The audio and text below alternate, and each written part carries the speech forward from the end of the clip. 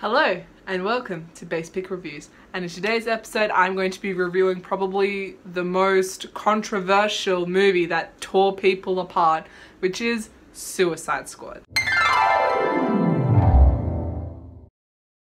Now I know what you're thinking, this movie came out like a year ago or even 2 years ago, but people, believe it or not, are still talking about it. I still talk about this movie and a lot of people still do, just because there are some aspects that they did well and then other aspects that they didn't do so well. And in all honesty, not many people can see the good aspects, so I actually did have to ask people what they thought about it, but I'll be leaving that to my final thoughts, and I've got another video kind of based on one of the characters alone. So let's get started with the review. The plot. I thought the plot was incredibly mediocre for a movie that had bad guys in it. The fact that they tried to make them good guys by battling a bad guy who I want to point out was part of the Suicide Squad thing. So I really don't get that. But the other thing I don't get was that you are supposedly going up against a god-like entity and you're going to be using machine guns and a baseball bat. The only one who I can think of would be kind of, useful would be the fire one, and even Katana, but that is in my final thoughts, so don't be commenting about Katana yet, comment about her in final thoughts. But in all honesty, all you really needed was the Enchantress.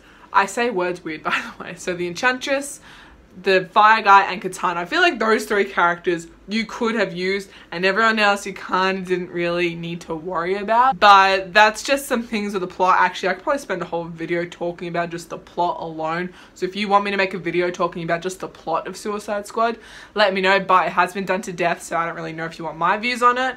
But let me know. The acting. Slightly cringy. Actually, no, it wasn't slightly. It was very cringy, I'm not gonna lie. I personally think all of these characters, all of these people, and like I said in my babysitter review, have got potential. Everyone loves to hate on Jai Courtney, but I personally think he could do something amazing. Unfortunately, we haven't really seen it yet. But I personally think every single actor and actress in this movie can do something amazing.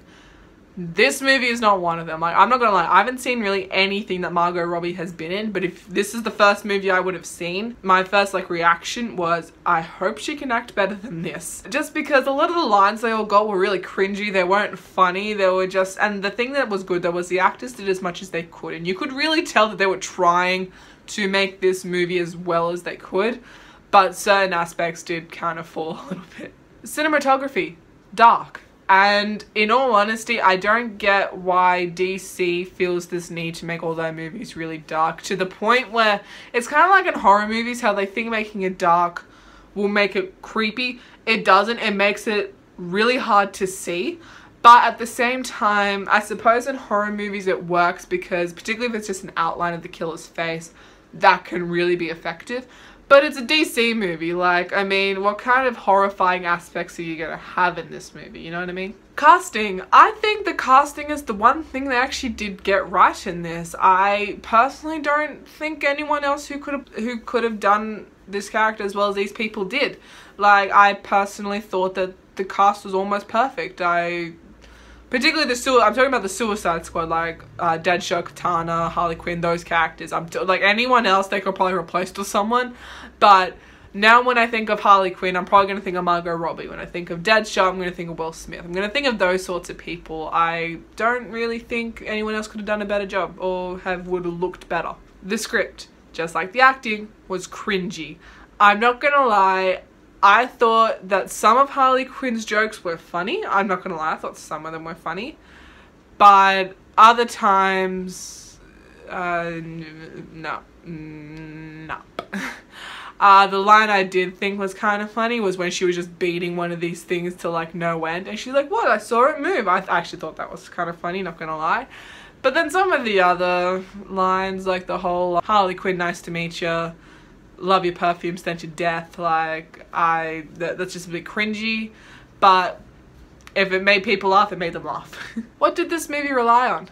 13-year-olds. In all honesty, I feel like this movie didn't really rely on you knowing anything about these characters. I'm not gonna lie, I'm gonna be the first one to know, I love superhero movies, but I don't watch every single movie in this series, if that makes sense. I'm not gonna lie, I've only seen The Dark Knight, I haven't seen The Dark Knight Rises. or Man of Steel, or Batman vs Superman, or any of those sorts of movies. So I don't really mind what you think. I probably will do a review of them if you really want me to.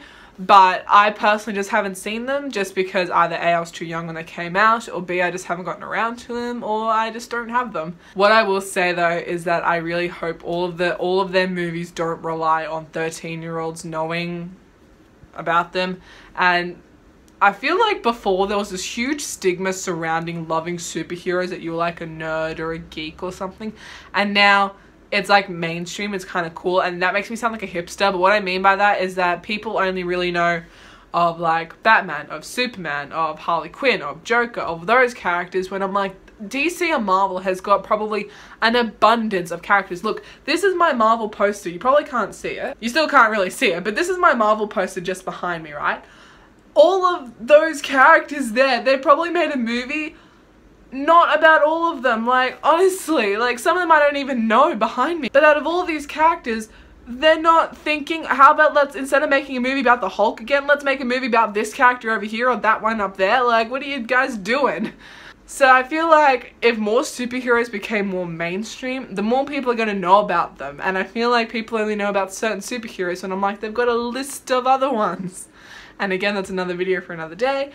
But yeah, would I watch Suicide Squad again? Probably. Just like The Babysitter, this is going to be another guilty pleasure of mine, where I laugh because it's kind of cringy, if that makes sense. Like, I laugh at they're trying really hard to make this good and it's still not the best.